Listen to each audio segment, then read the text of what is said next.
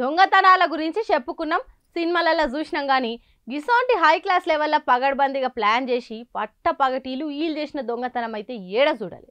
ఎవరన్నారా చీరలు కట్టుకుంటే దోసుకపోతందుకు రాదని, గిల్లని చూడురి చీరలు వాడే చీరలు లూటీ చేసిర్రు. సమజ్ కాలేదు కదా, అయితే ఇటు చూడురో పారి.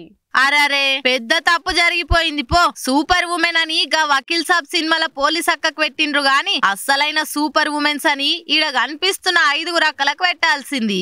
వాళ్ళేం చేసిర్రు, వాళ్ళ పాటికాళ్ళొచ్చి వాళ్ళ ఇంటి ఆయన ఇచ్చిన 10వ పాతికతోని ఓ సక్కటి చీర తీసుకుందానికి వస్తే గాలని గట్లంటున్నావు అంటారా?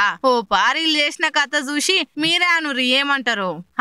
నిజంగా వీళ్ళు చీరలు తీసుకుందానికే వచ్చిర్రు, కానీ పైసలకు కాదు ఉక్కట్లా వేసుకొని పోతందుకు. సిరిసిల్ల జిల్లా ముస్తాబాద్ లా ఓ బట్టల దుకాణంలకు 5 అక్కలు ఒగలెనుకొగలు వచ్చిర్రు. ఇక ఆడ ఒక్కొక్కరు ఒక్కో దిక్కు పోయి షాప్ వాళ్ళతోటి అక్క ఆ చీర చూపెట్టు, ఈ చీర చూపెట్టు, కొత్తగా వచ్చిన నెక్లెస్ చీరల డిజైన్ ఉందా, ఇలా గులాబీ రంగు ఉందా, అక్క నాకు ఈ చీర మంచిగా ఉంటదా, అయితే దీనికి అస్తర్ బట్టి అనుకుంటా నిజంగానే వేలకు వేలు కొనేటోళ్ళ లెక్క మాటలల్ల ముంచిర్రు. ఇక ఇట్లా మాట్లాడుకుంటా ఒక్కో చీరను మెల్లగా వాళ్ళ చీరల సాటుకు సంచులల్ల పెట్టిరట. అట్లా ఏం తక్కువ 10,000 విలువ చేసే చీరలు మడత పెట్టిరట సల్లగా. వాళ్ళు వచ్చిన పని ఉడవంగానే పావదినే పోదాం, నాకు ఇడ ఏం నచ్చుతలేవు చీరలు అని చల్లగా జారుకుర్రు ఆడికెళ్ళి.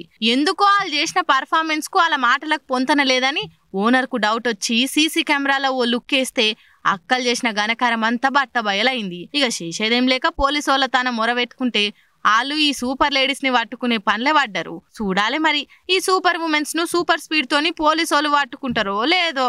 మా షాప్ లోకి బట్టలు కొంటామని చెప్పి ఫస్ట్ ఒక 2, తర్వాత ఒక 3, 5 ఆడోళ్ళు రావడం జరిగింది.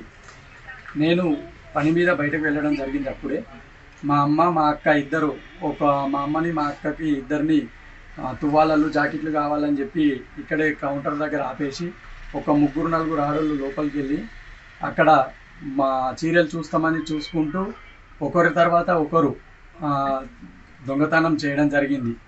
అట్టి చీరలు వాళ్ళు చీరలు కాబట్టి లోపల పెట్టుకోవడం జరిగింది.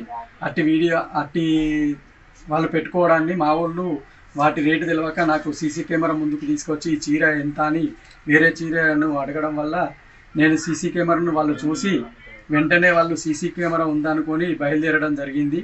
నేను వీళ్ళు కొనకుండా వెళ్ళిపోతురు అని చెప్పి నా యొక్క సీసీ కెమెరాని ప్లేబ్యాక్ చేసి చూడగా వాళ్ళు దొంగతనం చేసినట్టుగా నాకు వీడియోలో రికార్డ్ అయింది.